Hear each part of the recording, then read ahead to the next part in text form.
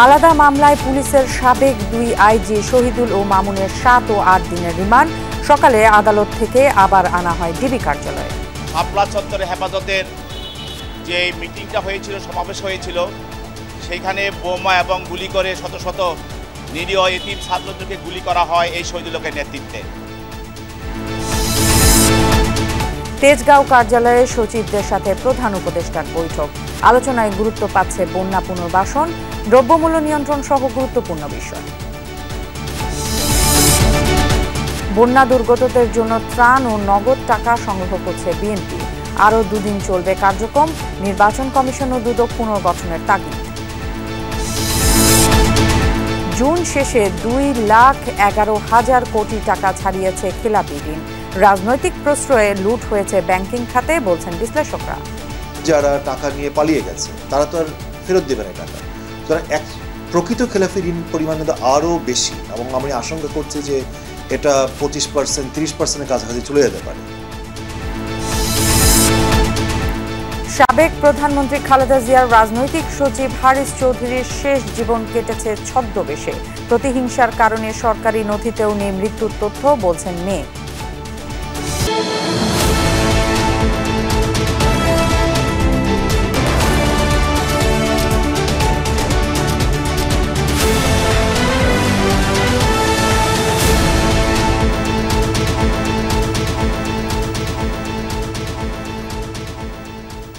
দেখে নিচ্ছিলেন শিরোনামগুলো। এছাড়াও দেশ বিদেশের আরো খবর নিয়ে দুপুরের বাংলাদেশে আপনাদের সাথে থাকছে আমি ফারহানা ন্যান্সি। দর্শক, আমরা যেমনটা শিরোনামে আপনাদেরকে জানাচ্ছিলাম, রিমান্ড মঞ্জুরের পর সাবেক 2 আইজিপিকে নেওয়া হয়েছে ডিবি কার্যালয়ে। সেখানে রয়েছেন আমাদের সহকর্মী রাব্বি সিদ্দিকী। যাচ্ছি রাব্বির কাছে। রাব্বি, হত্যা মামলার প্রাথমিক তদন্তে সাবেক 2 আইজিপির কি সংশ্লিষ্টতা পাওয়া গেছে একটু জানতে চাই, আর এই ব্যাপারে আপনার কাছে আর কি তথ্য রয়েছে? ন্যান্সি, প্রথমেই বলে রাখি যে তারা কিন্তু দুজনই সাবেক পুলিশ প্রধান। চৌধুরী আব্দুল আল মামুন তিনি একেবারেই তিনি সাবেক হয়েছেন 6ই আগস্ট শেখ হাসিনা সরকারের পতনের পরদিন। এছাড়া শেখ হাসিনা সরকারেরই একটা দীর্ঘ সময় পুলিশ প্রধান হিসেবে দায়িত্ব পালন করেছেন শহীদুল আলম।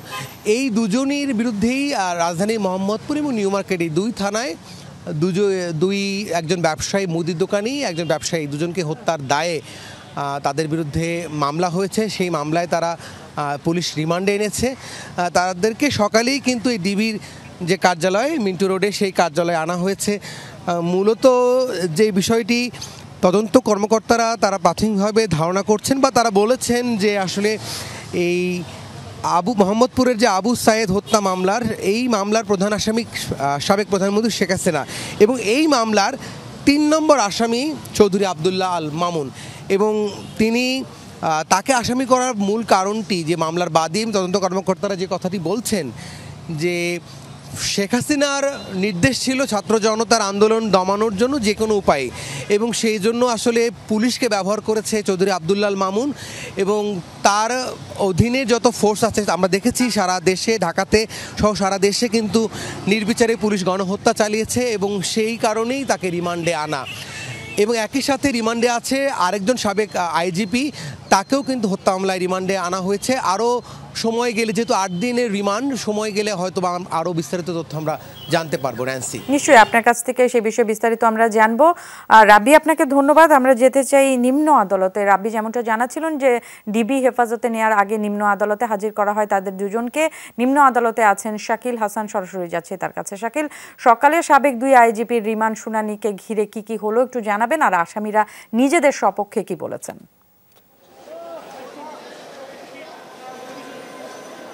ন্যান্সি, ভোরে নিয়ে আসা হয়েছিল সদ্য সাবেক আইজিপি আব্দুল আল মামুন এবং তার আগের আইজিপি শহীদুল হককে, এবং দুজনকেই 2টি হত্যা মামলায় তাদেরকে আসামি করা হয়েছে, এবং তাদের বিরুদ্ধে হত্যা মামলার কথা বলে পুলিশ রিমান্ডের আবেদন করেছেন, এবং আদালত সেই রিমান্ড অনুমোদন করেছেন, এবং তারপর তাদেরকে নিম্ন আদালত থেকে আবারও নিয়ে যাওয়া হয়েছে।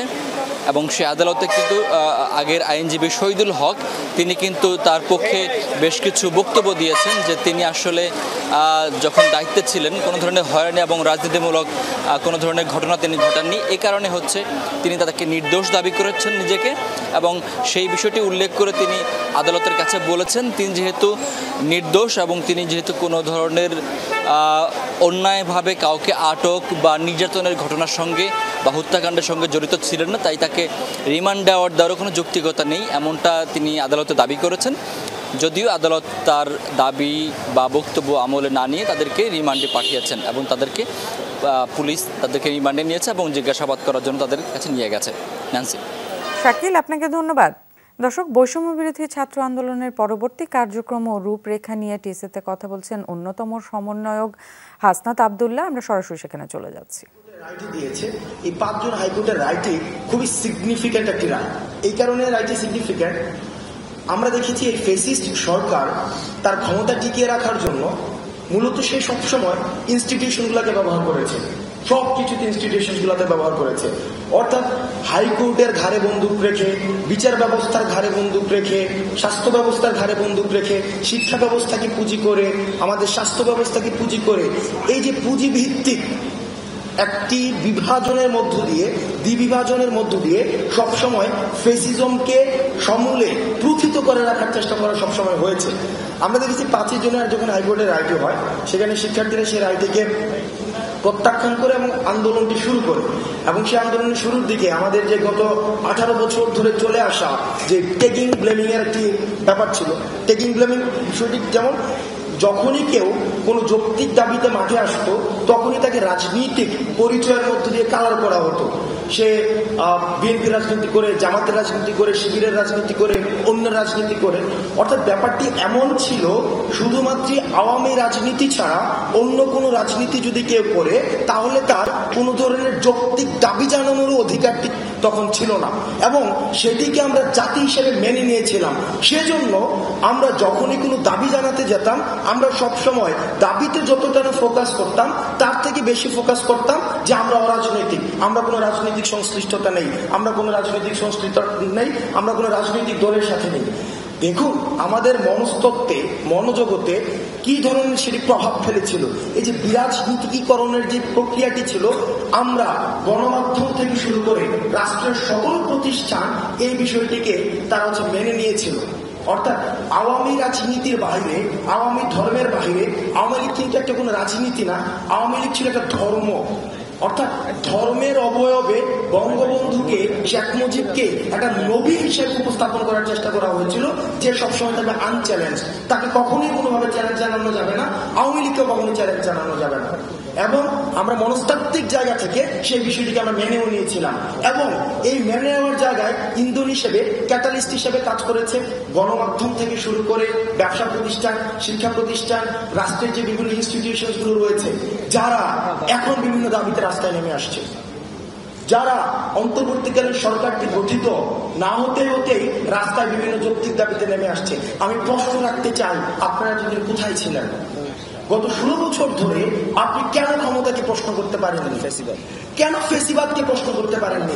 কেন রাষ্ট্র, আপনি রাস্তায় দাঁড়াতেন যখন, তখন আপনাকে বলতে হতো যে আপনি রাস্তায়, আপনাকে বলতে হতো আমি কোন রাজনৈতিক দলের সাথে সংশ্লিষ্ট না। কেন রাজনৈতিক দলের সাথে সংশ্লিষ্ট হলে কেন দাবিটি জানাতে পারত না? আমাদের এই জায়গাতে প্রশ্ন রাখতে হবে, আমাদের চিন্তা জগতে একটি প্রশ্ন আমাদের সবসময় রাখতে হবে। এই যে আমরা ক্ষমতাকে প্রশ্ন করা শিখেছি, সেটি ধারাবাহিকতা অব্যাহত রাখতে হবে। এটা হচ্ছে একটা ডাইমেনশন। একটা বিষয় কি, এই যে আওয়ামী লীগকে মেনে নেওয়ার যে বিষয়টি, আমাদের সব জায়গা থেকে আমরা মেনে নিয়েছিলাম হাসিনা, খুনি হাসিনা, এবং যে মুজিববাদ যে আমাদের সংবিধানে যেটা রিফ্লেকশন ঘটেছে, সংবিধানটা মূলত হচ্ছে, এখন আমরা দেখছি এটা নিয়ে বিভিন্ন জায়গায় তর্ক হচ্ছে, আলাপ হচ্ছে বিভিন্ন জায়গায়, এবং আমরা বুদ্ধিভিত্তিক মহলে সেটা নিয়ে বেশ চর্চা দেখছি। দেখেন এই যে 72-এর যে সংবিধানটা প্রণীত হয়েছিল, এই সংবিধানটা কিন্তু একটা জাতীয় সংবিধানের জায়গায় সেটা হয়ে গিয়েছিল কি আওয়ামী লীগের সংবিধান। এই আওয়ামী লীগের সংবিধানটা সেখানে হচ্ছে একটা আমরা জাতীয় সংবিধান হিসেবে আমরা মেনে নিয়েছিলাম। আওয়ামী লীগের সংবিধানটাকে আমরা বাংলাদেশি সংবিধান হিসেবে ধরে নিয়েছিলাম। অর্থাৎ দেখেন, একটা দলের সংবিধানকে যখন একটা দেশের সংবিধান হিসেবে চাপিয়ে দিতে চায়, সেই জায়গাতে হচ্ছে ফেসিবাদের প্রথম বীজটা বপন করে দেওয়া হয়। এবং আমরা জাতি হিসাবে এই যে এত বছর পরেও আমাদের দ্বিতীয় স্বাধীনতার আগ পর্যন্ত কিন্তু আমরা সেই জায়গায় কখনো প্রশ্ন করতে পারিনি।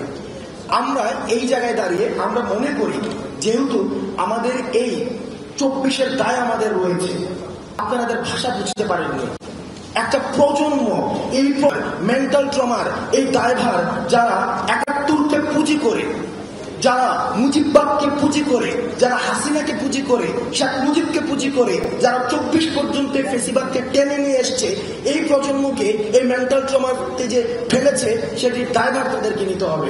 এবং সেটির দায়ভার তারা যদি স্বীকার না করে, তাদের দোষ যদি স্বীকার না করে, তাহলে পরবর্তীতে যে তাদেরকে রাজনীতিতে পুনর্বাসন যে চিন্তাটি করছে, সেই চিন্তাটি তাদের বুমেরাং হবে। কারণ ফেসিবাদকে যারা পৃষ্ঠপোষকতা দিয়েছে, ফেসিবাদের যারা সুবিধা নিয়েছে বিভিন্ন ফর্মে, কারণ আওয়ামী লীগ প্রথমেই বলেছে কোনো দল ছিল না, কিন্তু এটা একটা ধর্ম ছিল। এই আওয়ামী লীগের ধর্মের অনেকগুলো জনরা ছিল। আওয়ামী লীগ কালচার ছিল, আওয়ামী লীগ মিডিয়া ছিল, আওয়ামী লীগ ইনস্টিটিউশন ছিল, আওয়ামী লীগ পোশাক ছিল, আওয়ামী লীগের খাবার দাবার ছিল।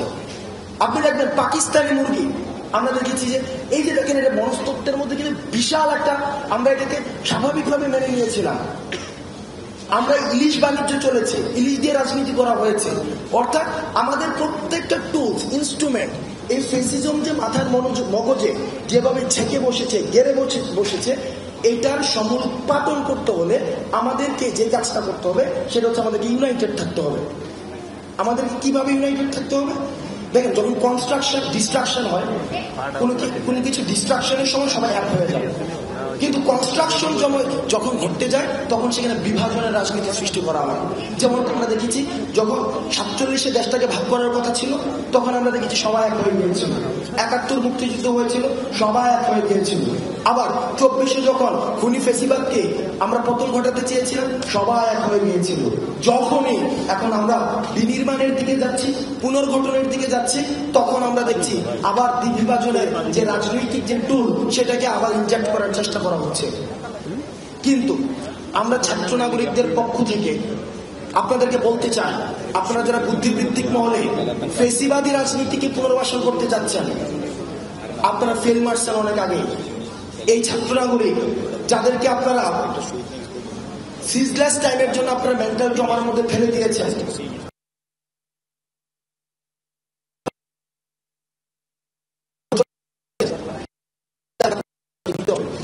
সেটির দায়ভার যদি আপনারা না নিয়ে আবার যদি রাজনীতি করার, পুনর্বাসন করার চিন্তা করেন, তাহলে সেক্ষেত্রে এই ছাত্র নাগরিক যারা শহীদ হয়েছে, আমরা ফিল করি তাদের কাছে আমাদের জবাবদিহিতা রয়েছে, তাদের কাছে আমাদের দায়বদ্ধতা রয়েছে।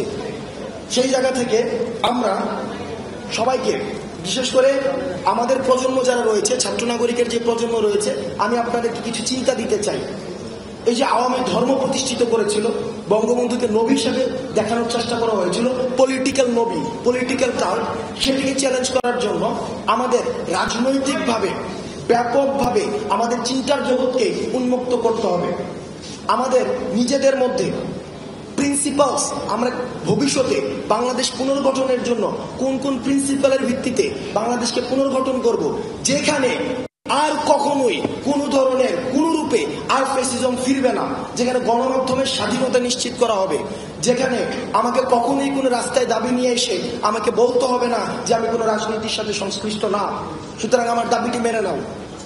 এই ধরনের রাষ্ট্র ব্যবস্থাকে নিশ্চিত করার জন্য আমাদের কিছু ভ্যালুস ক্রিয়েট করতে হবে, আমাদের প্রিন্সিপালস ক্রিয়েট করতে হবে, যে প্রিন্সিপালসের ভিত্তিতে, ভ্যালুসের ভিত্তিতে, যেখানে ছাত্র নাগরিকের অংশগ্রহণের ভিত্তিতে সেটি লিগেসিকে মেনটেন করতে পারবো, এবং আমাদের বাংলাদেশকে পুনর্গঠনের একদম চূড়ান্ত মাত্রাটি আমরা নিশ্চিত করতে পারবো। সেই জায়গাতে আমাদের প্রথম যে কাজটি করতে হবে, আমাদেরকে ইউনাইটেড থাকতে হবে। মাথায় রাখতে হবে, গতকাল আমরা যেটি দেখেছি, যারা গণমাধ্যমের স্বাধীনতায় ক্ষমতা না আসতেই বিশ্বাস করে না, বিভিন্নভাবে চেপে ধরতে চায়, গণমাধ্যমের উপর হামলা করে, তারা যখন ক্ষমতায় যাবে, ক্ষমতার স্বাদটি পাবে, তাদের কাছে গণমাধ্যমের স্বাধীনতা, বাক স্বাধীনতা এগুলো কিভাবে রক্ষা পাবে? আপনাদেরকে ভাবতে হবে, এটি গণমাধ্যমের দায়ভার। আমরা গণমাধ্যমকে দেখেছি গত 16 বছর কিভাবে আমরা দেখেছি গণমাধ্যম যখন প্রশ্ন করত গণভবনে প্রত্যেকটি প্রশ্নকে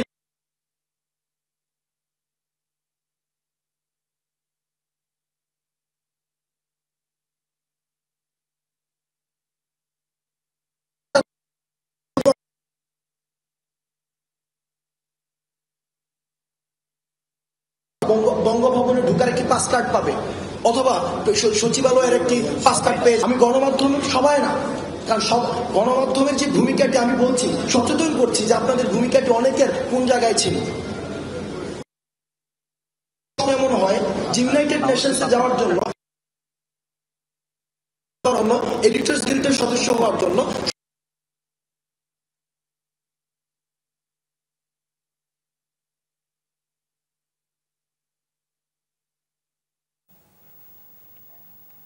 দর্শক, বৈষম্য বিরোধী ছাত্র আন্দোলনের সমন্বয়ক হাসনাত আব্দুল্লাহ কথা বলছিল টিএসসিতে। আমরা এতক্ষণ সরাসরি সেখানে ছিলাম। চলে যাচ্ছি পরের সংবাদে।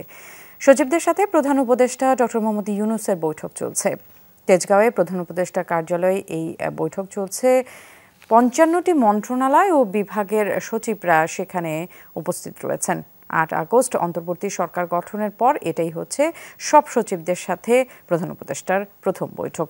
এর আগে ১২ আগস্ট ২৫টি মন্ত্রণালয়ের সচিবদের সাথে বৈঠক করেছিলেন প্রধান উপদেষ্টা। জানা গেছে দেশের সাধারণ পরিস্থিতি এবং সরকারের অগ্রাধিকার নিয়ে আলোচনা হয়। সচিবদের সাথে বৈঠকে ডক্টর মোহাম্মদ ইউনূস যত দ্রুত সম্ভব সারা দেশে প্রশাসনিক কার্যক্রম স্বাভাবিক অবস্থায় ফিরিয়ে আনার বিষয়ে পরামর্শ দিয়েছেন। একই সাথে তিনি এসব বিষয়ে তার সরকার কি ভাবছে সে বিষয়েও সচিবদের নির্দেশনা দেবেন। বৈঠকে স্থিতিশীলতা, বাজার পরিস্থিতি, অবৈধ অস্ত্র উদ্ধার, দুর্নীতি প্রতিরোধ সহ রাষ্ট্র সংস্কারের বিষয়ে আলোচনা হয়েছে বলে ধারণা করা যাচ্ছে। আশুলিয়ার ভ্যানে লাশের স্তূপে ছিল বায়েজিদ বোস্তামি নামে এক শ্রমিকের মরদেহ। 7 মাসের সন্তান নিয়ে এখন দিশেহারা তার স্ত্রী। সন্তানের মুখে খাবারও দিতে পারছেন না। কি করে কাটছে এই পরিবারের দিন? ৫ আগস্ট বিজয় মিছিলের দিন গুলি করে হত্যার পর ভ্যানে লাশের স্তূপ নিয়ে যায় পুলিশ। থানার সামনে নিয়ে পুড়িয়ে ফেলা হয় লাশগুলো। ওই লাশগুলোর একটি ২৬ বছর বয়সী পোশাক শ্রমিক বায়েজিদ বোস্তামির। কাজের পাশাপাশি লেখাপড়াও করছিল সে। হত্যার পরদিন বায়েজিদের স্ত্রী রিনাকে ফোন করে পুলিশ। থানায় যাওয়ার পর তাদের হাতে তুলে দেয়া হয় নীল পলিথিনে মোড়ানো বায়েজিদের পোড়া লাশ। খুব সুখে সংসার করতেছিলাম, হঠাৎ আমার এই সংসারে এভাবে দুর্ঘটনা ঘটবে সেটা ভাবিনি কোনোদিন। তাকে গাড়িতে ঢুকাইয়া মাইরা আগুন দিয়ে পুরায় খালি তার হাড় কিনে আমাদের দিছে। ৭ আগস্ট মরদেহ দাফন করা হয় বায়েজিদের বাড়ি নওগাঁয়। তারপরই সন্তান সহ বের করে দেয়া হয় রিনাকে। সাথে টাকা যা ছিল তাও রেখে দেয় শ্বশুরবাড়ির লোকজন। ফিরে এসে এখন সে বোনের বাসায় কাজ খুঁজছেন, না হয় না খেয়ে মরবে আদরের সন্তান। যে দিনকে ওর লাশ নিয়ে গেছি ওই দিনকে ওই যে ফ্যাক্টরিতে চাকরি করতো সেই জায়গায় ৫০,০০০ টাকা ছিল যাতায়াত ভাড়া বাদ দিয়ে হারে। সেই টাকাটা সব আমার শাশুড়ির কাছে। তারা বলে যে দিতে পারবো না, তুমি কামাই করছো এতদিন কি করছো, এগুলো টাকা তো সব আমার শাশুড়ির কাছেই দিছি, সেটা এখন অস্বীকার করে। খুব কষ্টে আমার বাবা অসুস্থ, বাঁচে না। আমি বড় বোন কি করবো, এখন আমার বাসায় আনছি, আয়না তারা খাওয়াইতাছি। এখন আমার বোন 4 কিনে নিবো, তাও 4 কিনে আয়না পাওয়া যাইতেছে না। আমার ছেলে আছে 7 মাসের একটা, সে দুধ খাওয়ার মতো আমার সামর্থ্য নাই। আমি এর কাছে চাই হাত পেতে আমার সন্তানকে আমি খাওয়াচ্ছি। 2 বছর আগে ভালোবেসে বিয়ে করেছিল রিনা বায়েজিদ। স্বামীকে অন্যায়ভাবে হত্যার বিচার চান রিনা, তবে এখনো জানেন না মামলা কিভাবে করবেন। আখলাকুস সাফা, যমুনা নিউজ। এক সময়ের ব্যাপক প্রভাবশালী সাবেক প্রধানমন্ত্রী খালেদা জিয়ার রাজনৈতিক সচিব হারিস চৌধুরীর শেষ জীবন কেটেছে ছদ্মবেশে। নিঃসঙ্গ বেঁচেছিলেন অধ্যাপক মাহবুবুর রহমান নামে। 1 যুগের বেশি কেটেছে স্ত্রী সন্তান ছাড়া। যমুনা নিউজকে এসব কথা জানিয়েছেন হারিস চৌধুরীর একমাত্র মেয়ে ব্যারিস্টার সামিরা চৌধুরী। জানান, মেয়ে হয়ে এভারকেয়ার হাসপাতালে বাবার করুণ পরিণতি দেখেছেন তিনি। প্রতিহিংসার কারণে এখনো সরকারি নথিতে নেই হারিস চৌধুরীর মৃত্যুর তথ্য। সাবেক প্রধানমন্ত্রী খালেদা জিয়ার রাজনৈতিক সচিব ছিলেন হারিস চৌধুরী। 2007 সালে সেনা সমর্থিত তত্ত্বাবধায়ক সরকার ধরপাকড় শুরু করলে আত্মগোপনে চলে যান তিনি। এরপর অনেকটা বিস্তৃত থাকলেও ধূম্রজাল সৃষ্টি হয় 2021 সালের 3 সেপ্টেম্বর তার মৃত্যুর খবর ঘিরে। তখন আইনশৃঙ্খলা রক্ষাকারী বাহিনীর পক্ষ থেকে বলা হয়েছিল লন্ডনে মারা যান হারিস চৌধুরী। পরিবারের দাবি লন্ডন নয়, রাজধানীর এভার কেয়ারে মারা যান তিনি। 111 পরপর উনি তার গ্রামের বাড়িতে যান, ওখান থেকে উনি সিলেটে আসেন, সিলেট থেকে উনি আবার ঢাকায় ব্যাক করেন। তারপর থেকে উনি ঢাকাতেই ছিলেন, 11 বছর উনি পান্থপথে কাটিয়েছেন। পান্থপথের ওই ফ্ল্যাটটাতেই, যে ফ্ল্যাটটাতে উনি মারা যাওয়ার আগ পর্যন্ত ছিলেন, হসপিটালাইজড হওয়ার আগে, সেখানেই উনি 11 বছর ছিলেন। ওখানে উনি মাহবুবুর রহমান নামে পরিচিত ছিলেন। মেয়ের দাবি আত্মগোপনের বেশিরভাগ সময় পান্থপথের পার্পেল কমপ্লেক্সের এই রুমে থাকতেন হারিস চৌধুরী।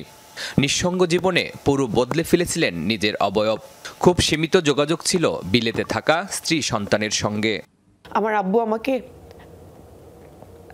একটা টিনেজার থেকে একটা মহিলা হয়ে উঠতে দেখেনি। একটা স্থির জীবন যাপন করব মা বাবাকে নিয়ে, সেটা তো হয়নি কখনো।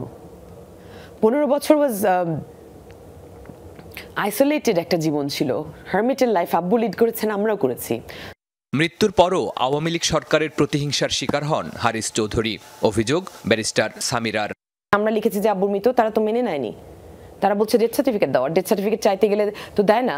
আমি যখন এক্স পিএমকে লিখলাম একটা চিঠি, তারপরে এক্স স্বরাষ্ট্র মন্ত্রণালয়কে আমি একটা চিঠি লিখি, ইমেল লিখি, সেটা নিয়ে মিডিয়াতেও পাবলিশ হয় যে আপনারা ডিএনএ টেস্ট করান। তারা তো ওটা করেনি, ডিএনএ টেস্ট করেনি, তারা কোনো ইনভেস্টিগেশন জমা দেয়নি, তারা এটা পেন্ডিং রেখেছেন।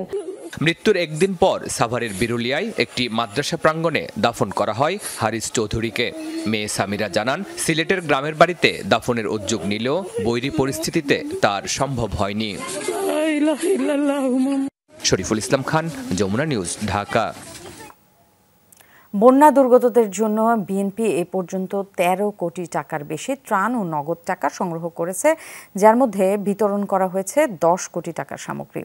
সকালে নয়াপল্টনে বিএনপির ত্রাণ সামগ্রী কমিটির সংবাদ সম্মেলনে একথা জানান দলের স্থায়ী কমিটির সদস্য ডাক্তার AZM জাহিদ হোসেন। এ সময় তিনি বলেন, পর্যায়ক্রমে বন্যার্তদের কাছে বিতরণ করা হচ্ছে ত্রাণ সামগ্রী ও নগদ টাকা। বলেন, নৈতিকভাবে যারা দুর্বল অবস্থানে আছেন এবং বিগত সরকারের কাছ থেকে সুবিধা নিয়েছেন, তাদের দেয়া ত্রাণ সংগ্রহ করা হচ্ছে না। আগামী 2 দিন পর্যন্ত ত্রাণ কার্যক্রম অব্যাহত থাকবে বলেও জানান তিনি। এরপর বাড়িঘর, গবাদি পশু, ফসলের বীজ সরবরাহ সহ পুনর্বাসন কার্যক্রম পরিচালনা করা হবে। প্রবাসীদেরও ত্রাণ কার্যক্রমে অংশ নেওয়ার আহ্বান জানান ডাক্তার জাহিদ। এ সময় নির্বাচন কমিশন ও দুদক পুনর্গঠনের তাগিদ দেন তিনি। এই নির্বাচন কমিশন বোধোদয় হওয়া উচিত, পদত্যাগ করে নিজেদের জনগণের রোষ থেকে বাঁচার জন্য পদত্যাগ করে এই সরকারকে সুযোগ দেওয়া উচিত নতুন নির্বাচন কমিশনের। তা না হলে সত্যিকার অর্থে জনরোষ থেকে কেউ রক্ষা পাবে না। চিকিৎসকদের দ্বন্দ্বের জেরে প্রায় বন্ধ হয়ে গেছে খুলনা মেডিকেল কলেজ হাসপাতালের বহির্বিভাগের সেবা কার্যক্রম। চরম ভোগান্তিতে পড়েছেন দূর দূরান্ত থেকে আসা রোগীরা। স্বজনরা জানান, গুরুতর অসুস্থ রোগী নিয়ে বিভিন্ন জেলা থেকে হাসপাতালে পৌঁছে সেবা না পেয়ে তারা ফিরে যাচ্ছেন। অনেকে দীর্ঘ সময় ধরে করছেন অপেক্ষা। হত্যা চেষ্টা, হুমকি, দুর্নীতিসহ নানা অভিযোগ এনে মঙ্গলবার বিএনপিপন্থী চিকিৎসকদের সংগঠন ড্যাব প্রায় অর্ধশত চিকিৎসককে অবাঞ্ছিত ঘোষণা করে। এর মধ্যে দল বা সংগঠনে জড়িত নন এমন চিকিৎসকরাও আছেন। চিকিৎসকদের কালো তালিকাভুক্ত করায় সেবা দিতে অপারগতা জানায় আওয়ামী লীগপন্থী চিকিৎসকদের সংগঠন সাপিচের সদস্যরা। দাবি, নিরাপত্তা নিশ্চিত করা হলে তারা কাজে ফিরবেন। এই অবস্থায় চরম সংকটে পড়েছে চিকিৎসা কেন্দ্রটি। আমি সুন্দরমাল থেকে আসছি, বহু দূরান্ত থেকে আসে ডাক্তার দেখানোর জন্য আইসি, মেয়েটারে ডাক্তার দেখাতে পারতেছি না, এখন সে ডাক্তার আসেনি তাই বলতেছে। আমি কিন্তু আসলে দাঁড়াতে পারছিলাম না, গা কাঁপতেছে, তারপরেও এই পর্যন্ত আসতে হয়েছে। তো আসলে এইটা উচিত ছিল অ্যাটলিস্ট আগে থেকে বললে আমরা নিশ্চয়ই আসতাম না। আমাদের জন্য আসলে এটা পেইনফুল। না কিছু বলে না, আমি এসে রুম খুলে বসে আছি, স্যার আসেনি এই মাত্র, কেন কি কারণে আমি জানি না। ডাক্তার বলছে সে নিরাপত্তাহীনতায় ভুগতেছে, তাই সে আজকে আসবে না। বন্যার পানি কমলেও কমছে না মানুষের দুর্ভোগ, ছড়াচ্ছে নানা রোগ বালাই, বেরিয়ে আসছে ক্ষয়ক্ষতির চিহ্ন। লক্ষ্মীপুরে ধীর গতিতে নামছে বন্যার পানি, তবে এখনও জলমগ্ন প্লাবিত 5 উপজেলার বেশিরভাগ এলাকা। খাল বিল দখল সহ নানা কারণে পানি প্রবাহ বন্ধ থাকায় বানের জল নামতে সময় লাগছে। এখনও বিশুদ্ধ পানি ও খাদ্য সংকট চরমে। আশ্রয়কেন্দ্র থেকে বাড়িতে ফিরছেন বানভাসীরা, তবে বেশিরভাগ ঘরবাড়ি বসবাসের অনুপযোগী হয়ে পড়েছে। কুমিল্লায় এখনো পানিবন্দী কয়েক লাখ মানুষ। ধীরে ধীরে নামতে শুরু করেছে বন্যার পানি। এর মধ্যে বুড়িচংয়ের বেশিরভাগ এলাকা থেকে নেমেছে বানের জল। বাড়ি ফিরতে শুরু করেছেন বাসিন্দারা, তবে খাদ্য ও সুপেয় পানির সংকট এখনো রয়েছে। সেই সাথে বাড়ছে পানিবাহিত রোগ ব্যাধিও। নোয়াখালীর ৭ উপজেলা এখনো জলমগ্ন। ১.৫ লাখ মানুষের দিন কাটছে আশ্রয়কেন্দ্রে। বানের জল নামছে ধীর গতিতে। এখনো বাড়ি ফিরতে পারেনি বেশিরভাগ পরিবার। বন্যার কবলে আঞ্চলিক সড়ক জুড়ে সৃষ্টি খানাখন্দ। জমিজমা তলিয়ে নষ্ট হয়েছে ফসল। পানিবাহিত রোগবালাই বৃদ্ধি পেয়েছে বন্যা কবলিত এলাকায়।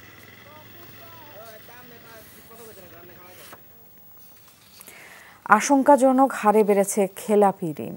অতীতের সব রেকর্ড ভেঙে ব্যাংকিং খাতে এখন মোট খেলাপি 2,11,000 কোটি টাকার উপরে, যা এ যাবৎকালে সর্বোচ্চ। 6 মাসেই বেড়েছে 66,000 কোটি টাকা। বিশ্লেষকরা বলছেন, রাজনৈতিক প্রশ্রয়ে ব্যাংকিং খাত লুট হয়েছে। তারা মনে করেন, খেলাপিদের দৃষ্টান্তমূলক শাস্তি না দিলে এই জাল ছিঁড়ে বেরিয়ে আসা অসম্ভব। রাজনৈতিক ছত্রছায়ায় গত 1.5 দশকে লুটপাট হয়েছে ব্যাংকিং খাত। ঋণের নামে হাজার হাজার কোটি টাকা বের করে নিয়েছেন প্রভাবশালীরা, যার কারণে বেড়েছে খেলাপি ঋণের পরিমাণ। বাংলাদেশ ব্যাংকের হালনাগাদ তথ্য অনুযায়ী ব্যাংকিং খাতে এখন মোট খেলাপি 2,11,391 কোটি টাকা, যা বিতরণ করা ঋণের 12.5% বেশি। শেষ 6 মাসেই খেলাপি বেড়েছে 66,000 কোটি টাকার উপরে। যদিও প্রকৃত খেলাপি ঋণের পরিমাণ আরও বেশি বলে মনে করেন বিশ্লেষকরা। আমরা যে সরকারি হিসেবে যে খেলাপি ঋণের পরিমাণ বলি, অ্যাকচুয়াল খেলাপি ঋণ কিন্তু IMF বলেছে তার দ্বিগুণেরও বেশি। এবং এটা তো হলো একটা ঘটনা। প্লাস হচ্ছে এই মুহূর্তে যে ব্যাংকিং খাতের বিভিন্ন যারা টাকা নিয়ে পালিয়ে গেছে, তারা তো আর ফেরত দেবে না টাকা। সুতরাং প্রকৃত খেলাপি ঋণ পরিমাণ কিন্তু আরও বেশি, এবং আমি আশঙ্কা করছি যে এটা 25%, 30%-এর কাছাকাছি চলে যেতে পারে। গত 15 বছরে ক্রমান্বয়ে দেখেছি যে ব্যাংকিং খাতের একটা দুরবস্থা সৃষ্টি হয়েছে। ব্যাংকিং খাতের শৃঙ্খলার চরম একটা অবনতি হয়েছে এবং সুশাসনের অভাবের কারণে। এবং এটার একটা চিত্র, এটার বহিঃপ্রকাশটা হচ্ছে যে খেলাপি ঋণ বেড়ে যাওয়ার কারণে। মোট খেলাপি ঋণের প্রায় অর্ধেকই রাষ্ট্রায়ত্ত ব্যাংকের। খেলাপি 1,02,483 কোটি টাকা, যা বিতরণ করা ঋণের 32%। আর বেসরকারি বাণিজ্যিক ব্যাংকের খেলাপি 99,921 কোটি টাকা। বিশ্লেষকরা বলছেন, খেলাপিরাই নিয়ন্ত্রণ করেছে ব্যাংকিং খাত। যারা ইচ্ছাকৃত ঋণ খেলাপি, যে ঋণ নিলাম আর ফেরত দিব না, না দিলে কিছু এসে যায় না, তো একটা বিচারহীনতার যে সংস্কৃতি যেটা হয়েছে, সেটা তো ঋণ এই ধরনের আর্থিক খাতগুলোতেও হয়েছে। জবাবহীনতার একটা সংস্কৃতি এবং এই যে রাজনৈতিক প্রভাব, রাজনীতি অর্থনীতি একাকার হয়ে যাওয়া, এইটার দুষ্টচক্রের মধ্যে পড়ে ব্যাংকিং খাত একটা বলির শিকার হয়েছে। ব্যাংকিং খাত তো একেবারে যেটাকে বলা হয় যে ফোকলা করে দেওয়া, ফোকরা একেবারে ক্ষতবিক্ষত করে দেওয়া, সে জায়গাটা করে গেছে। এবং এতে ঘটনাটা কি হয়েছে, এই যে বিশাল একটা খেলাপি ঋণের পরিমাণ বেড়েছে, এবং খেলাপি ঋণের অনেকে যারা বড় বড় খেলাপি ঋণের যারা হোতা, যারা নানাভাবে প্রভাব বিস্তার করে রিশিডিউল করেছে, তারাই দেখা গেছে একেবারে ক্ষমতার কেন্দ্রবিন্দুতে। তারাই ঠিক করেছে ব্যাংকিং খাত কিভাবে চলবে। আন্তর্জাতিক মুদ্রা তহবিল IMF-এর শর্ত অনুযায়ী 2026 সালের মধ্যে রাষ্ট্রায়ত্ত ব্যাংকের খেলাপি 10%-এর নিচে আর বেসরকারি বাণিজ্যিক ব্যাংকের 5%-এ নামিয়ে আনতে হবে। আলমগীর হোসেন, যমুনা নিউজ, ঢাকা। 10,500 কোটি টাকায় চট্টগ্রামে নির্মিত কর্ণফুলী টানেলের দিনে আয় 8 লাখ টাকা, কিন্তু পরিচালন ও রক্ষণাবেক্ষণে ব্যয় 37 লাখ টাকা। সম্ভাব্যতা যাচাইয়ের সময় দিনে 28,000 গাড়ি চলবে বলা হয়েছিল, বাস্তবে চলছে 2,500। গত সরকারের সময় ঢাকঢোল পিটিয়ে চালু করা টানেলটি অপরিকল্পিত এবং অর্থের অপচয় বলছেন বিশেষজ্ঞরা। জাঁকজমক আর ধুমধাম করে 2023 সালের 28 অক্টোবর উদ্বোধন হয় কর্ণফুলীর তলদেশে নির্মিত এই টানেল। পরদিন থেকে শুরু হয় যান চলাচল।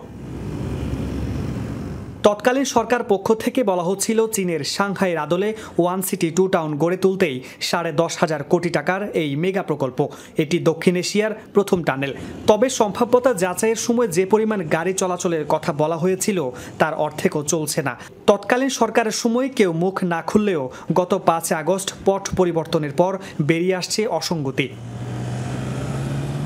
চলতি মাসের 5 আগস্ট থেকে পরবর্তী 26 দিনের পরিসংখ্যানে দেখা যায় টানেল দিয়ে যানবাহন চলাচল করেছে মোট 66,565টি। টোল আদায় হয়েছে 2,09,22,300 টাকা, অর্থাৎ দিনে গাড়ি চলছে 2,500-এর মতো, গড়ে টোল আদায় হচ্ছে 8 লাখ টাকা।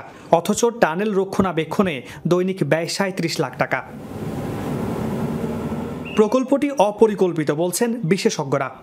ফিজিবিলিটি স্টাডি করি যে আসলে কি পরিমাণ গাড়ি, একটু ফ্লাইওভার করতে হলে বা একটু টানেল করতে হলে কি পরিমাণ গাড়ি এখান থেকে চলবে, যে পরিমাণ গাড়ি চলার কথা বা যে পরিমাণ আয়ের কথা সেটি হচ্ছে না। সাময়িক দৃষ্টিতে এখন সেটি লস প্রজেক্ট হিসেবেই থাকবে। টানেল পরিচালনায় দিনে 25 লাখ টাকা থেকে 29 লাখ টাকা ভর্তুকি দিচ্ছে সেতু বিভাগ। প্রকল্পকে বাস্তবায়নযোগ্য হিসেবে দেখানোর জন্য ফরমায়েশি প্রাক্কলন করা হয়েছে বলছেন বিশেষজ্ঞরা। টানেল তো শুধু করলে হবে না, টানেলের রক্ষণাবেক্ষণ এগুলো অনেক কস্টলি। যেহেতু পরিকল্পনা নেই, আমার পরিকল্পনাই নাই যে আমার দেশটাকে আমি কিভাবে গড়ে তুলব, আমার ভিশনটা কি, আমার ফিলোসফিটা কি, সেটাই তো নাই। কর্ণফুলীর 2 পারে যোগাযোগের চেয়ে এই টানেল এখন পর্যটন কেন্দ্র হিসেবেই বেশি ব্যবহৃত হচ্ছে। আসলে এত টাকা ইনভেস্ট করে এখানে করছে সেটার জন্য আমার মনে হয় না এটা করার দরকার ছিল। আমাদের গরিব এলাকায় এরকম হওয়ার কারণে গরিব মানুষের উপর ঋণটা চাপিয়ে দেওয়া হয়েছে। যারা করছে তাদের জন্য লাভের প্রজর ছিল, তারা এখান থেকে লুট করে একটা অংশ নিয়ে চলে গেছে, আমাদের এই জাতির 18 কোটি লোকের উপরে ঋণের বোঝাটা দিয়ে গেছে। আপনি শহর থেকে এসে টানেলটা পার হয়ে আপনি গ্রামে ঢুকতেছেন, কে আসবে এদিকে? আপনি বলেন, এদিকে কোনো একটা ওয়ে নাই, কোনো একটা রোড নাই, একটা কক্সবাজার রোড নাই, এগুলো কিচ্ছু করে নাই। মামুন রশিদ অফি, যমুনা নিউজ, চট্টগ্রাম। নারায়ণগঞ্জে ছাত্র জনতার আন্দোলনে পোশাক শ্রমিক মিনারুল নিহতের ঘটনায় ওবায়দুল কাদের, শামীম ওসমান, সেলিনা হায়াত আইভি সহ 130 জনের বিরুদ্ধে মামলা হয়েছে। মঙ্গলবার রাতে নিহতের ভাই সিদ্দিরগঞ্জ থানায় মামলাটি দায়ের করেন। এ নিয়ে জেলার বিভিন্ন থানায় 32টি মামলা হলো। বাকি আসামিদের মধ্যে রয়েছেন সাবেক 3 সংসদ সদস্য গোলাম দস্তগীর গাজী, নজরুল ইসলাম বাবু ও কায়সার হাসনাত। অজ্ঞাত আসামি করা হয়েছে 400 জনকে। এর আগে গতকাল বিকেলে রাজু নামে আরেকজন নিহতের ঘটনায় আরও একটি মামলা হয়েছে। সেখানে প্রধান আসামি সাবেক প্রধানমন্ত্রী শেখ হাসিনা। পাবনায় দুর্বৃত্তদের ছুরিকাঘাতে মিলন হোসেন মধু ও মঞ্জু প্রামাণিক নামে 2 মাদক ব্যবসায়ী নিহত হয়েছে। সকালে শহরের বাস টার্মিনাল এলাকায় হালিম হোটেলের সামনে ঘটনা ঘটে। নিহতদের স্বজনরা জানায় মধু আর মঞ্জু সকালে হোটেলে নাস্তা করতে গিয়েছিলেন। এ সময় হোটেলের সামনে কয়েকজন তাদের পথ রোধ করে ছুরিকাঘাত করে। গুরুতর আহত অবস্থায় উদ্ধার করে হাসপাতালে নিয়ে মৃত ঘোষণা করেন চিকিৎসক। স্থানীয়দের দাবি, মধু ও মঞ্জু এলাকায় মাদক ব্যবসার সাথে জড়িত ছিল।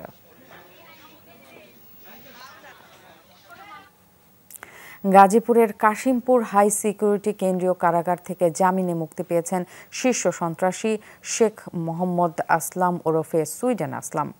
মঙ্গলবার রাত 9টায় সে কারামুক্ত হয়। বিভিন্ন সময় তার বিরুদ্ধে 22টি মামলা হয়েছে, যার 9টি হত্যা মামলা। কারা কর্তৃপক্ষ জানায় সুইডেন আসলাম 2014 সাল থেকে কাশিমপুর কারাগারে বন্দী। তিনি 2005 সালের 31 জানুয়ারি গ্রেফতার হন। এরপর বিভিন্ন কারাগারে বন্দী ছিলেন। মঙ্গলবার তার জামিনের কাগজ কাশিমপুর কারাগারে পাঠানো হয়। যাচাই বাছাই শেষে রাতেই তাকে মুক্তি দেওয়া হয়। ব্যাংকিং খাতের মতো বিদ্যুৎ ও জ্বালানি খাতেও যথেষ্ট অনিয়ম হয়েছে। দেশের 10% গ্যাস অপচয় ও চুরি হচ্ছে। এসব কারণে বছরে সরকারের হাতছাড়া হচ্ছে $1 বিলিয়ন। সকালে জ্বালানি খাত সংস্কার বিষয়ক সেমিনারে এমন উদ্বেগের কথা জানান জ্বালানি বিশেষজ্ঞ doctor Ijaz Hossain. International business forum of Bangladesh IBFB এই সেমিনারে আয়োজন করে।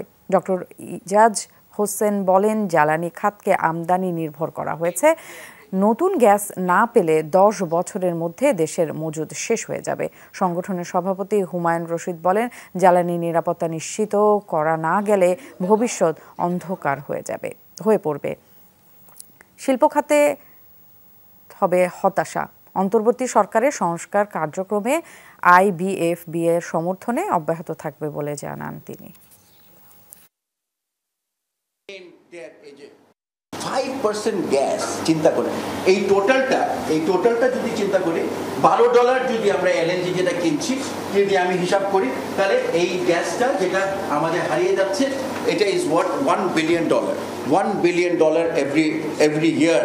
সামনে যে রিফরমেশন আসছে, এই রিফরমেশনে আমরা সম্পৃক্ততা থাকতে চাই। আমরা সরকারকে তুলে ধরতে চাই যে আমরা একটা সুন্দর পৃথিবী চাই, যেখানে আজকের স্টুডেন্ট যারা, তাদের জন্য নিশ্চয়ই সুন্দর ভবিষ্যৎ হবে।